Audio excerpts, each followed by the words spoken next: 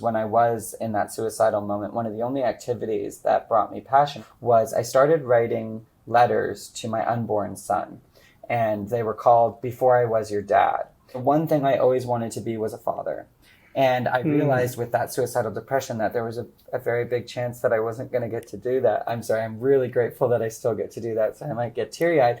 But I started writing these letters. And part of it too was my biggest wish was, my dad, I was born and my dad was my dad. That was his job to me. And anytime he wasn't the best dad, he had failed. And then later, after he was gone, I realized he was a human being that had, his own growth journey and his own, parenting challenges and all that stuff. So I really loved this idea of sort of, before I ever had a child, to build these letters for them, this idea that before I was your dad, I was a fully feeling human being. And now they'll have Google. If you Google it and look at some of these podcasts from before you were born, like I really went through it and I really made sure I was healthy before I brought you into the world. But, I'll always be learning and I'll always be flawed and I'll always be fully feeling. And, that I wanted that to be the major gift of one day my kids knowing I was human.